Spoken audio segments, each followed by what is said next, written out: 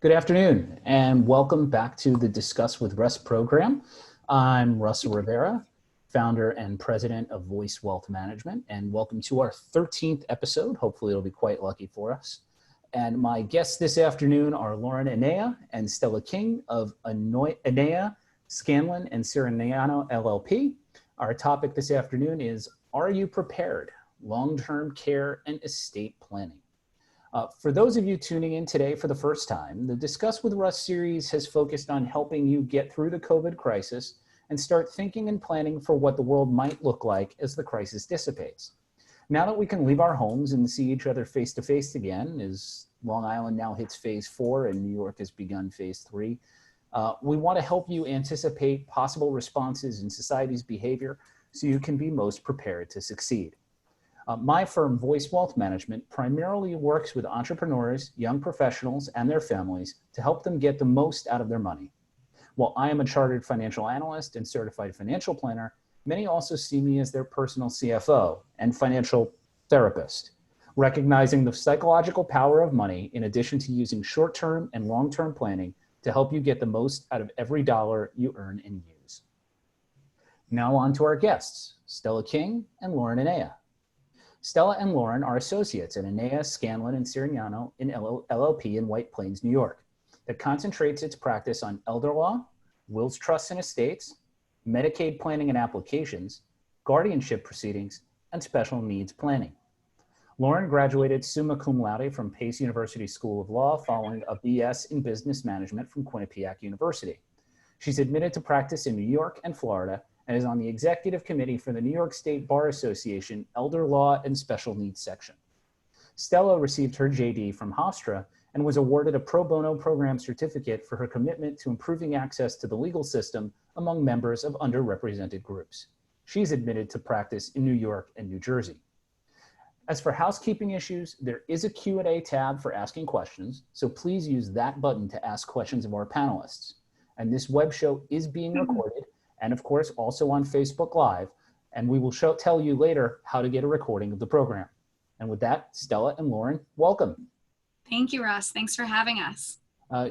Good to have you, and thank you again for joining us. So on our first episode with Discuss with Russ back in April, we tackled some of this topic at a very fraught time. Obviously in our area, deaths were at their peak from COVID, and some were trying to figure out how to get estate plans like wills in place rapidly and limited ability to do so, with courts being closed and not being able to maybe sign documents properly. For people who are still thinking about getting the process going now or in process, Stella, let's start with you. How has the situation opened up in terms of trying to talk with clients and making legal filings and such? Sure. Well, even in the midst of the pandemic, we've actually been able to continue having meetings with clients to draft our clients' estate plans, their advanced directives, and Medicaid applications, both home care and nursing home, remotely. We've been able to use Zoom and conference calls, and we also have cloud-based software, so we've been able to get everything done that we need to without skipping a beat.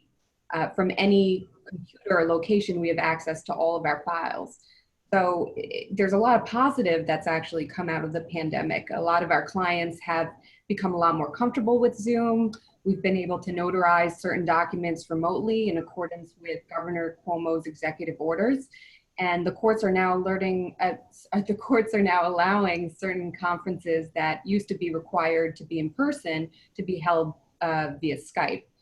And we've even been doing remote driveway will signings with everybody involved wearing, of course, the PPE and putting socially distant measures into place. And, you know, in some ways, the pandemic has actually made us even more efficient than we were before. Lauren, anything to add?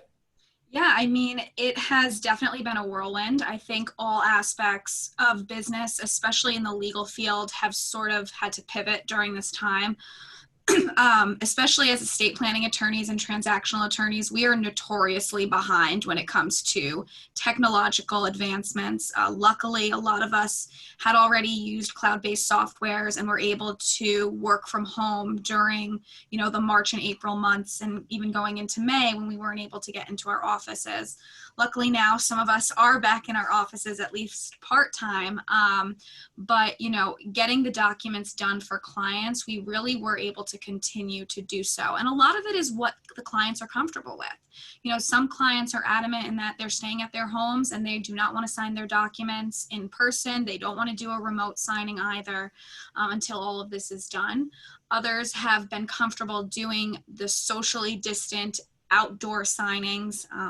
My driveway and garage is now sort of my home office when it comes to things like that. But we were able to do things like that efficiently where, clients would come in their masks, have their gloves. We would tab all the documents ahead of time.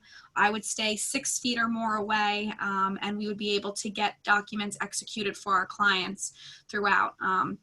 Also, with the courts, for a while when the courts were closed, nothing was going on. Like Stella said, now we are finally getting, more return dates on citations. We're getting letters testamentary. We're now able to submit new petitions for people that had passed away. For a while, nothing could be done. Then back in, I want to say April, they opened up the courts for filings only for those people that had passed due to COVID. So now it's open to everyone, which is great. And the courts are really working hard to make up for lost time and ensure that everything is continuing to get filed appropriately and that cases are being turned around.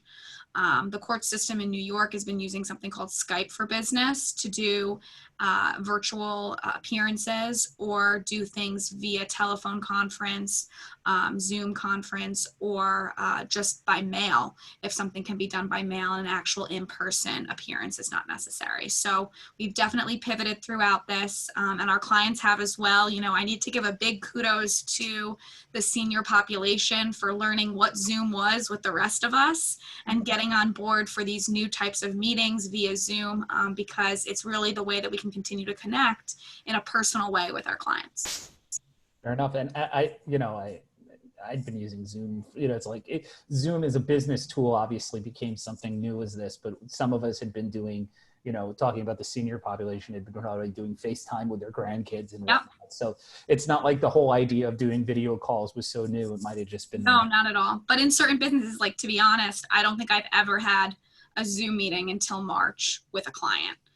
We would do conference calls, but most of our work is done in person because they're intimate topics. People want to see you. They want to get to know you. They're trusting you with their estate plans or their long-term care plans.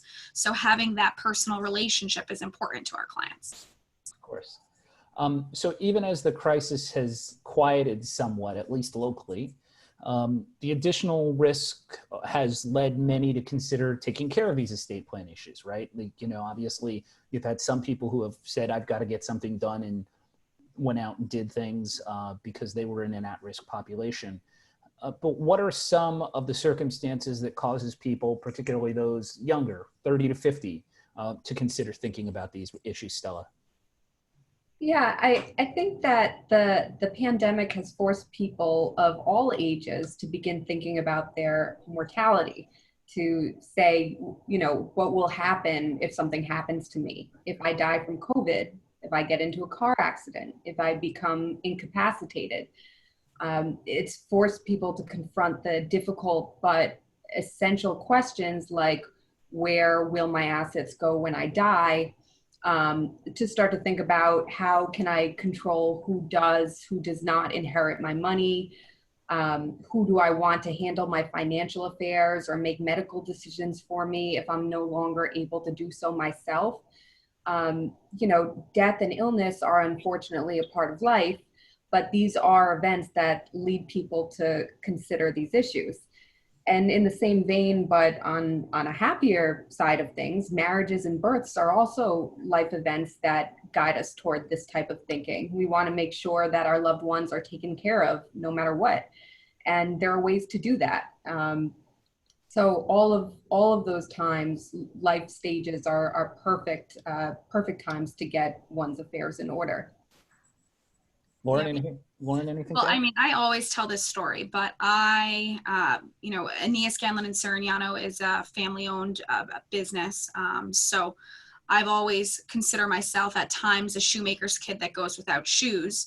However, I had recently gotten married and my husband and I were on a plane to our honeymoon. And I turned to him and I go, "Oh my God, Brian, I did not do powers of attorneys for us before we left." And he looks at me and he goes, "Lauren, what are you talking about? Why are you thinking about that right now? Someone just gave you a Mai Tai. Like, what are you talking about?" But it's so true. And it's so necessary to have these documents in place regardless of age. It's really never too early or too late to start planning for your future. And younger individuals need to have those plans in place. I recently wrote an article or actually it was a speech that I did where I talked about estate planning for younger individuals. And most of our older individuals, our family members, parents, grandparents want to give us wealth. They want to give us money, but they don't trust us with that money because we do not pre-plan. We don't have documents in place to plan for the inevitable, to plan for, God forbid, someone passing away, God forbid, you have a car accident or a traumatic brain injury, things that you don't necessarily have any control over, but with quick documents, someone could easily handle your affairs if you could not. So I think it's extremely important regardless of age. We have a partner in our firm who has daughters, and they know that when they turn 18, they're signing powers of attorney because your parents don't have any control over your assets, or anyone has any control over handling anything for you once you turn age 18. No one can make financial decisions for you. No one can make medical decisions for you. And if you don't have a healthcare proxy or a power of attorney, sometimes the only option is guardianship. And that is a very long, very drawn out, very expensive process where you are no longer in control. You're not in the driver's seat. Someone else is taking, control over you. So what, and I have those discussions with my clients all the time, right? Like, what do you know where you are if you get hit by a bus, right? Like, that's always the light way of bringing it up, Right. especially being in Manhattan. But alternatively, I just had a real question because it made me think, right? Like the different maybe briefly, Stella, you could touch on the different types of powers of attorney, just because, I've had people not necessarily know what the right type is for them.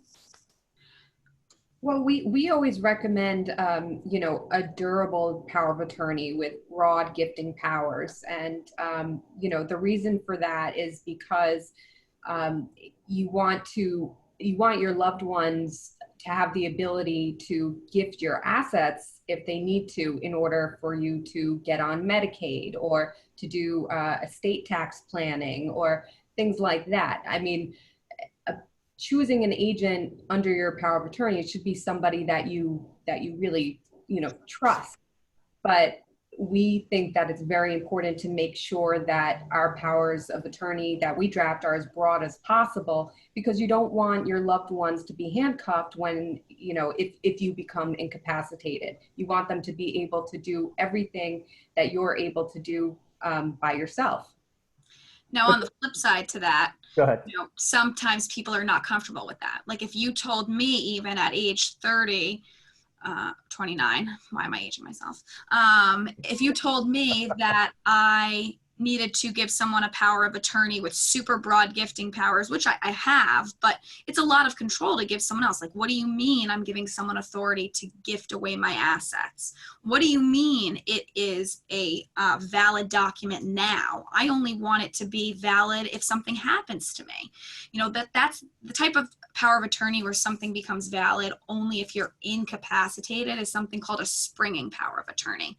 Now, while in theory that might sound great, it becomes much more complicated because what does incapacity mean? When does this springing power of attorney actually come into effect? Who decides when it comes into effect? Do we need to go to court? Who's making the decision that this has now sprung into effect? So we don't typically recommend doing something like a springing power of attorney. We want something that is fully executed at the time that you sign it, has broad gifting powers for the reasons Stella stated. And a lot of our clients, the way that we combat their concerns is that we'll either hold on to their power of attorney and not release it unless we have their specific permission, or a letter from their doctor stating they do not have the ability to handle their own financial affairs. But all in all, the biggest thing is making sure that you're choosing someone that you trust, someone that has the same, perhaps financial mindset as you do, has the ability to handle your finances. It becomes more complicated, especially if you're a business owner, if you have a large deal of wealth, if you have a lot of different holdings, if you have a relationship with a specific financial advisor who, you want that relationship to continue. Those are things you would want to discuss with whoever you appoint as the agent under your power of attorney as well. Thank you. Thank you both. So for some of the younger people out there, they may also want to help their parents and other loved ones deal with these issues, which may have been previously ignored. One of the strategies I'm familiar with is that for long-term care planning, that people move assets into a trust so they can receive Medicaid for long-term care purposes. But apparently there is a big change coming to the law that people may need to deal with. Stella, can you tell me a little bit more about what that is? Yeah, absolutely. So I'm going to before I get to that, I'm just going to sort of go back to the basics just a little bit so that there's a little bit of context. Medicaid, for those who don't know, is a means-based entitlement program, and it was put into place by the federal government, but it's administered by the states. There are two types of Medicaid that we're going to be talking about today, and that's community Medicaid, where you would receive care in your home, or institutional Medicaid, where you would receive care in a nursing home. In order to financially qualify for either type of Medicaid for the year 2020, a person's total liquid non-retirement assets must be below $15,750. With nursing home Medicaid, if within the past 5 years, I say that I transferred my assets to Lauren in order to get myself below the $15,750, I would be subject to a penalty, a period of disqualification from Medicaid for making that transfer.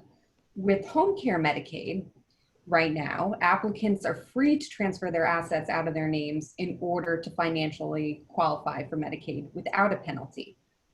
So for instance, with community Medicaid, I could have $1 million right now, and if I need help with my activities of daily living, ADLs we call them, I can give all of my money away to Lauren tomorrow, July 9th, and financially qualify for home care Medicaid August 1st. Unfortunately, though, this is all changing in October.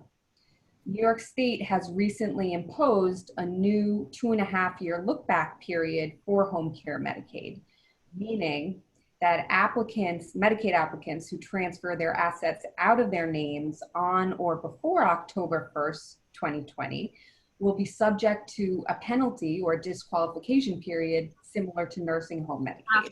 After October, right? 1st. Yeah, sorry, my apologies. We're good until October based on current Right. regulations and understanding of the law.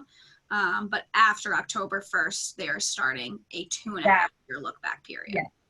Yes, so if it's before October 1st, 2020, it's our understanding that you should be grandfathered in, but for people who transfer their assets out of their names after October 1st, 2020, there will be a penalty or disqualification period.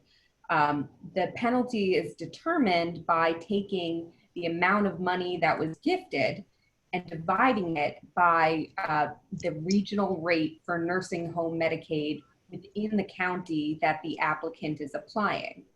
So by way of an example, after October 1st, 2020, if I gifted $100,000 to Lauren, and that gift was made a year before applying for community Medicaid in Westchester County, and Westchester County has a regional rate of $12,636, I would be disqualified for Medicaid for 7.9 months.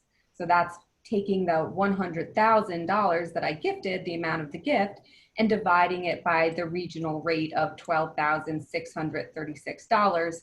That's a 7.9 month disqualification period.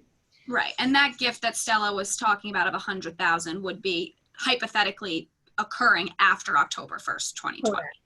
Right. Not, And these are only non-retirement assets that we're judging. So if you happen to have a $2 million IRA, nobody's going to, that Correct. doesn't count. retirement assets are still exempt for Medicaid purposes. Right. There's a lot of exempt assets for Medicaid purposes as well.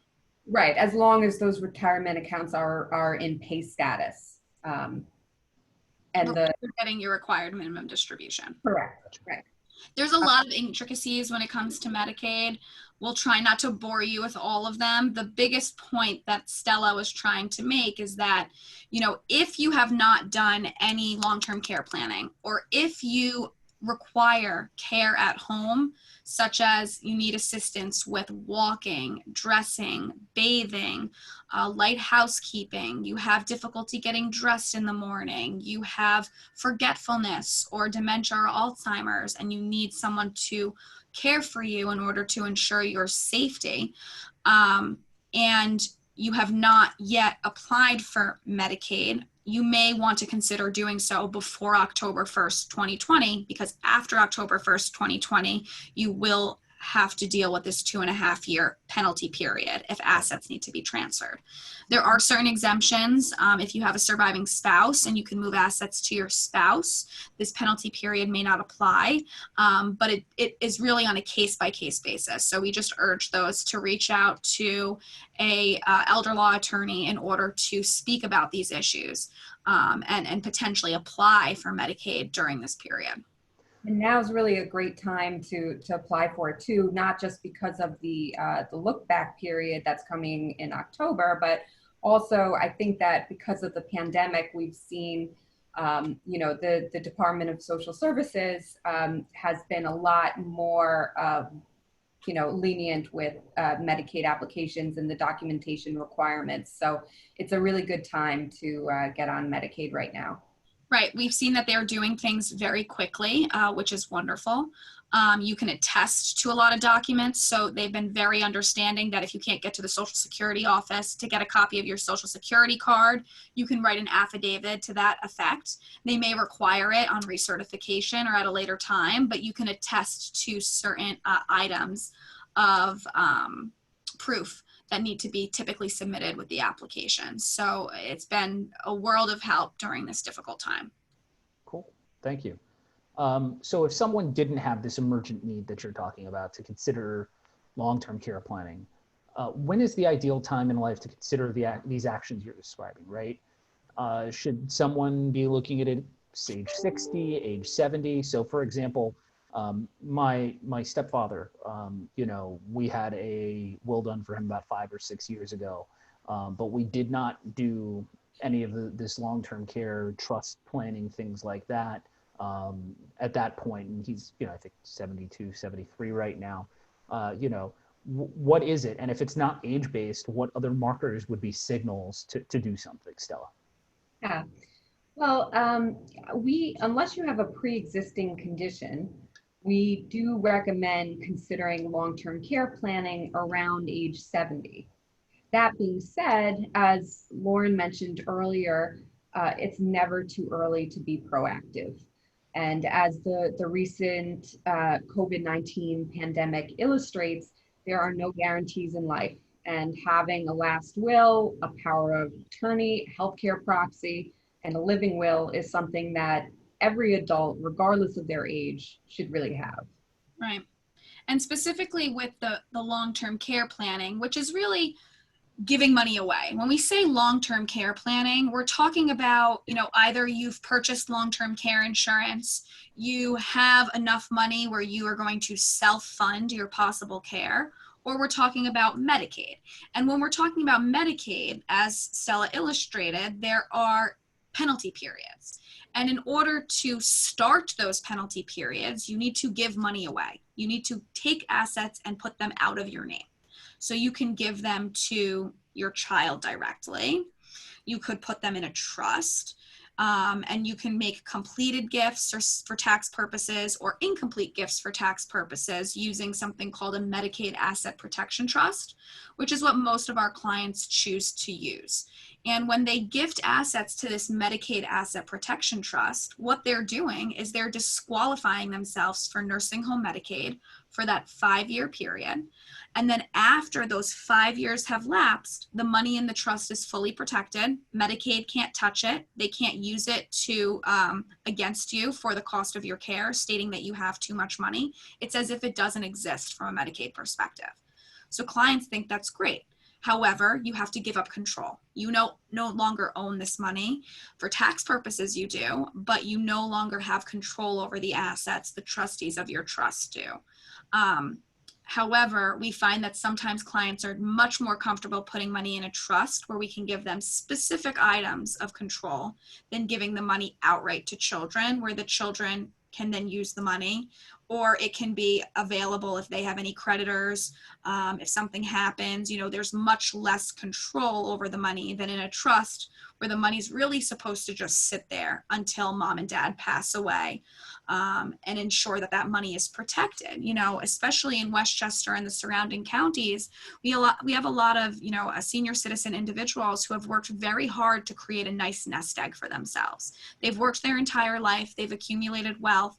They have not necessarily accumulated so much wealth that they could spend $400,000, $500,000 to be in the nursing home for a few years. And they want that money to go to their loved ones when they pass away. So this is a good way to ensure that they're able to protect some of their assets in case they did need to go into a nursing home, and start that 5-year look back period for nursing home Medicaid.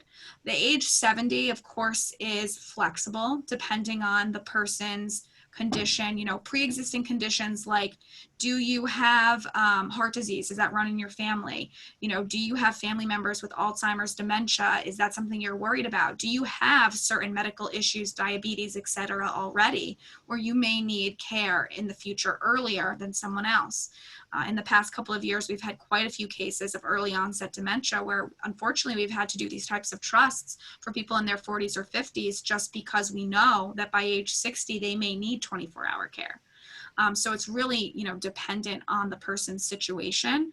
But usually, for someone who's retired at a normal age, is fairly healthy and is aging, we find that, around 70 is a good time to have these types of conversations. Very good. Thank you. So in my time dealing with clients, and Lauren, we'll start with you first on this question. Sure. I've seen some difficult situations. So dealing with chronic illness, fights among siblings because a trust was, they didn't get along and then the trust made them 50-50 partners in making decisions. Other challenges and contests to wills. What are some of the best practices that you use to minimize some of these issues? You need to be honest.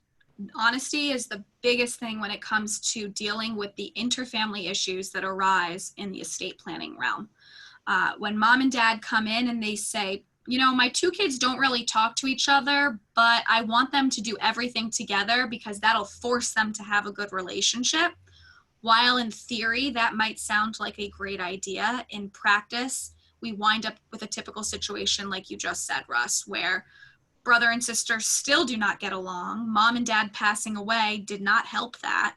And now you're stuck spending a lot more money on, litigation fees or counsel fees, as opposed to what mom and dad intended, which is for those individuals to get the money.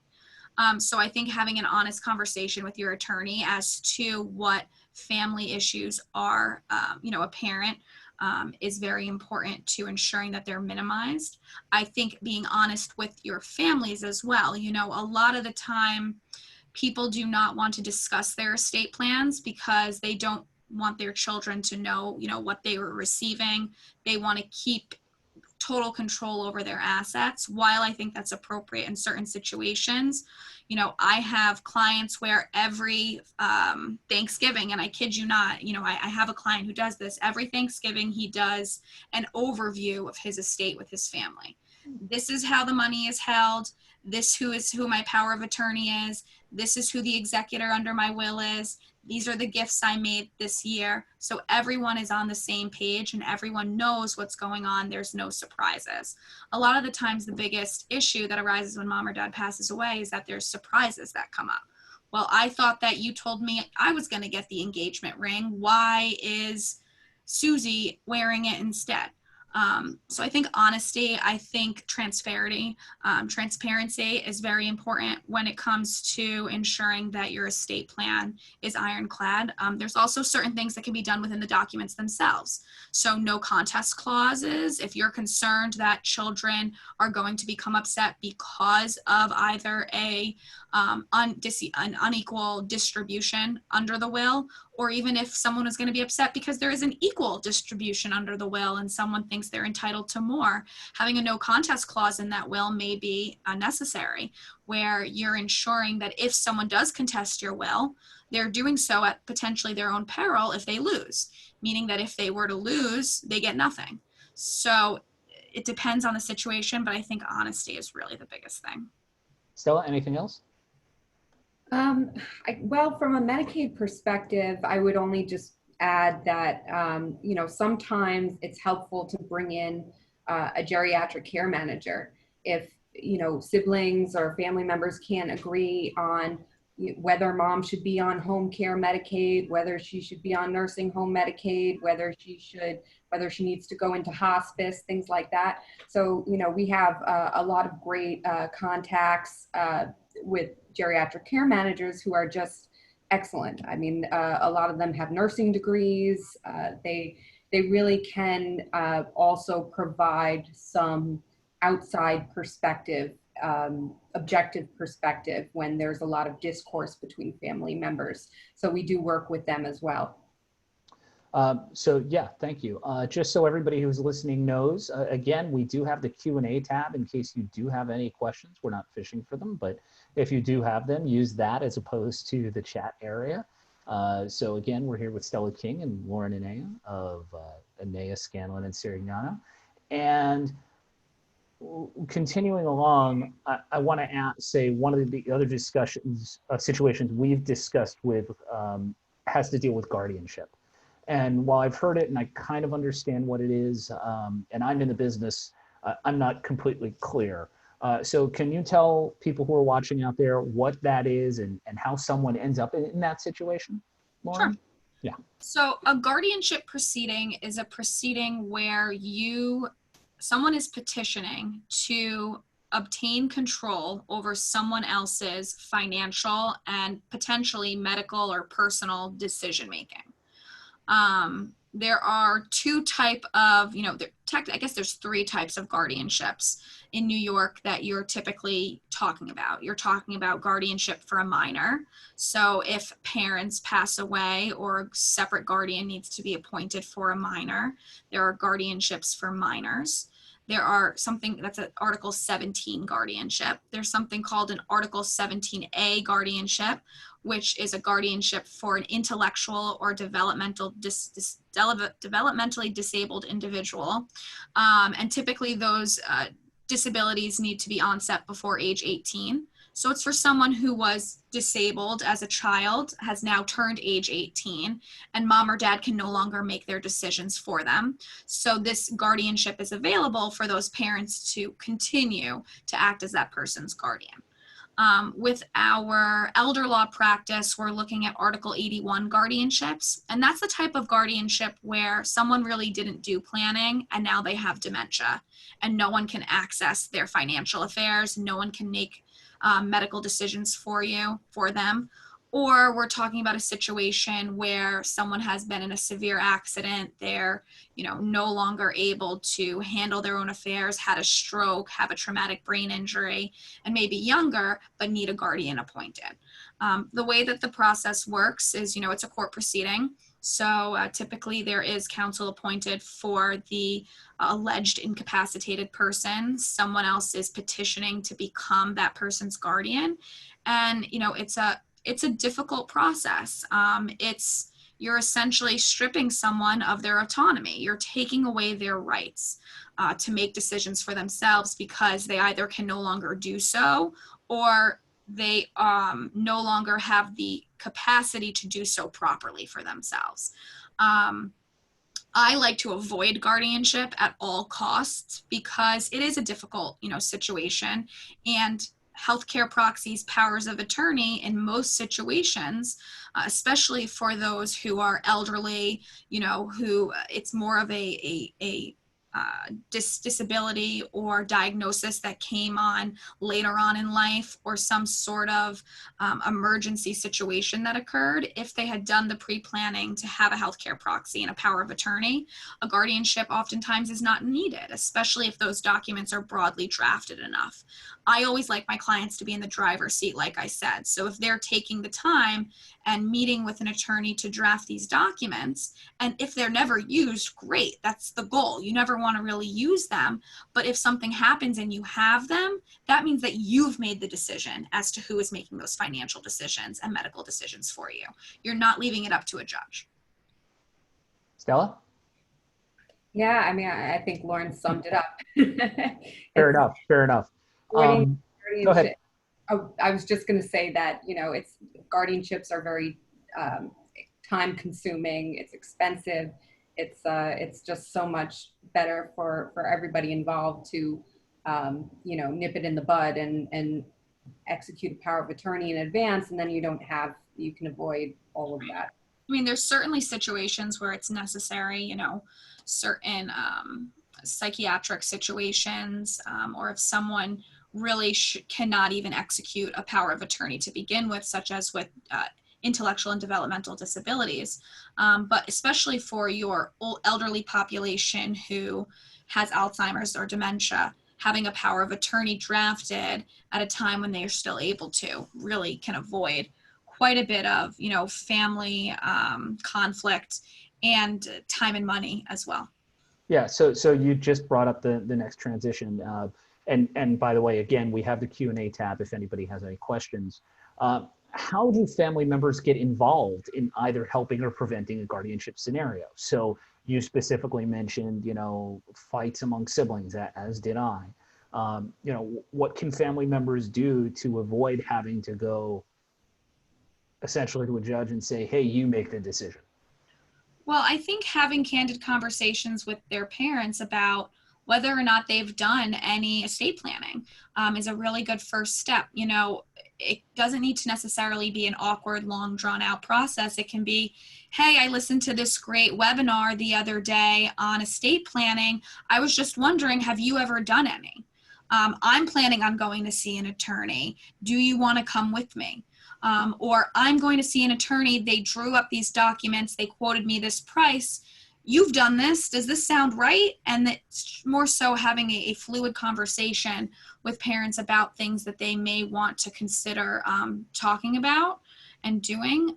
It's not uncommon for parents to bring children with them to meetings, with the parents' permission, allow them to participate in the estate planning or Medicaid planning process.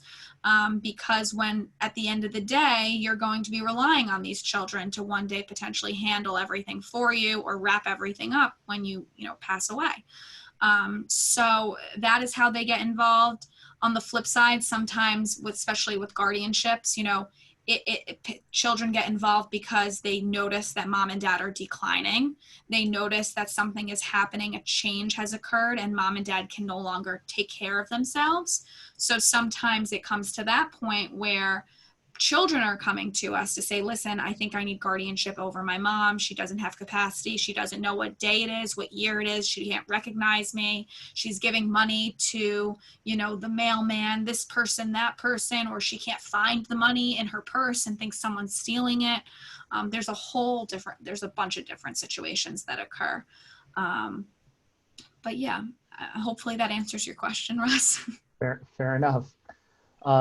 Stella, did you have anything else there? No, nothing to add. Okay. Sorry, I hate keep putting you on the spot. I know Lauren's great at giving answers. I want to make sure you have an opportunity to say something as well. So really just one more full question here. And again, if you have questions, you can use the Q&A tab and we'll make sure we get to them. What could the person who is put in guardianship, right, related to this, right, so have done in order to avoid the situation? Obviously, you said earlier planning. But so for one of the examples I know, somebody, whether or not everything was sort of fine, they've done the trust stuff, they've done they've done the Medicaid trust stuff, and now here it is, they're on, or at least their partner did, their partner's passed on, and now they're here and they need help. And it seemed like maybe the earlier stuff was taken care of. Do you see maybe the second to pass in a relationship doing more of this? Like, I'm trying not, I'm thinking of a specific example and trying not to be specific about it and share details. Right. But the idea being that, right, the second to die could have done something, or maybe they, had done, needed something, could have done something before to not be left where someone's got to come in and make that decision for them. Does it make sense as a surviving spouse to go through the process again, even though you might have gone through it once already? Is really sort The of guardianship process, are you well, talking? not just the whole process in order to avoid guardianship, Absolutely. right? So, I mean, we can talk about like avoiding probate, for instance. So oftentimes clients will come into me and they go, well, all my assets are joint. So if I pass away, everything goes to my spouse. Great. Well, great. Yes, that is what's going to happen. But then when you pass away, everything's in your spouse's name alone. So yes, at the point when the first spouse passes away, there is often time that the now widow or widower needs to do something also to either avoid probate, meaning avoiding having to go to court and have someone probate your will. They may need to update their estate planning documents. So if they have a power of attorney that only appointed their spouse, that power of attorney can't be used anymore because your agent is no longer alive. So ensuring that you have alternate agents listed, alternate beneficiaries listed, other co-owners on your accounts, those are all important things for a second, to die, or a widow or widower to do in a situation where they once had all joint assets and now they don't. And so in terms of guardianship, is that more individual, or is that something that can be done at a couple level, right? In the No, sense of an individual decision. So people in estate planning worlds are individuals. In tax world, spouses are thought of as a unit. There's certain benefits, but when it comes to decision making, my husband can't make decisions for me. I can't make decisions for him. Just because I'm his spouse, I don't have control over his bank accounts. And my capacity or incapacity has nothing to do with his capacity or incapacity. So, I mean, in an unfortunate situation where both mom and dad may not have capacity, it may be a petition that's being brought simultaneously for both people, but two petitions would need to be brought. I'd love to say you could get, a half off deal or something like that. Unfortunately, I don't think that would be how it would work. A fortunate situation of something, and I hope that you don't have a client that's occurred with, but it's really a person by person situation. But planning should be done as a family unit because there's certain tax benefits. Oftentimes, wills are drawn up to mirror each other's, especially when you have, a family unit of children from the same marriage. If it's a second marriage or you have children from prior marriages, the plans may be totally different, and that's fine. But ensuring that everyone's on the same page, prenuptials are being complied with, is also extremely important. Stella?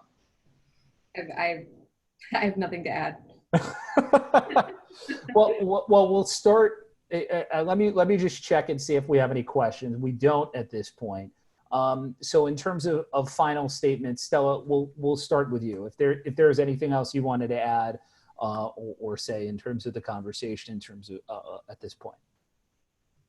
Just again, that it's never too early to begin thinking about these things and, taking control of your affairs, executing a power of attorney, a living will, a healthcare proxy, a last will and testament, and, putting together a care plan for your future, for you and your loved ones. So we always recommend kind of putting together a list of your assets, your income and your assets. So, and once you do that and you kind of become aware of what you have, then it makes it less daunting of a task to then meet with an elder law attorney or a wills, trust, and estates attorney and take that next step of planning for your future.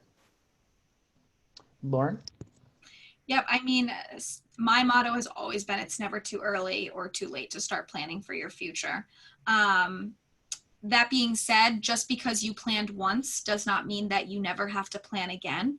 So for those of you that have done estate planning in the past, have put it in your drawer and said, I'm good, take those documents out, dust them off, read through them, make sure that the agents you've appointed, make sure that the people that you have named as beneficiaries are still people that are A, alive, and B, that you want to be receiving your money and taking care of your affairs.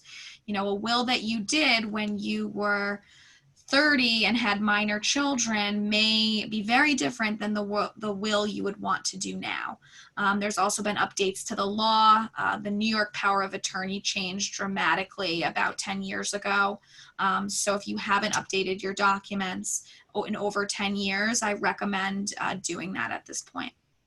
And you know, everything you say makes complete sense, right? And has to deal with the same things I've said time and time again to people, right? Never too early to start planning. You can be 30 and yes, it's hard, but you can think about all these issues that are likely to come down the line, even though they've never been present in your life because your parents are still here and working and all of that. And you know, the sooner you get started, the more advantageous it's going to be for you as you go on forth. So we're lockstep, you know, like that. Yeah. Usually as attorneys and, you know, financial planners, any sort of financial professional, we're on the same page when it comes to being proactive with anything you do, which is good. Yeah. So tell us how we can contact you. Stella, go ahead. Sure. Well, you can call our offices at 914-948-1500. You can also email me at s.king, K-I-N-G, at esslawfirm.com. And I have the same office phone number, 914-948-1500. And I also, my email is l.enea, E-N-E-A, at esslawfirm.com. You can also visit us at our website, www.esslawfirm.com. And so you can send us an inquiry through that website as well. Well, thank both of you for joining us on our episode of Discuss with Russ. I was thinking about making another 13 joke and held off. So I want to thank Stella King and Lauren Enea for joining us today on Discuss with Russ. You can reach me, Russell Rivera, at Russell, R-U-S-S-E-L-L, .Rivera, R-I-V-E-R-A, at voicewealth.com, or you can call at 646-630-0980. For those of you who would like the recording, I will be sending a follow-up email with the link to the recording, which you'll be able to see at www.voicewealth.com/blog in about a week. And you can also view all of our videos on there and on the Voice Wealth Management YouTube channel.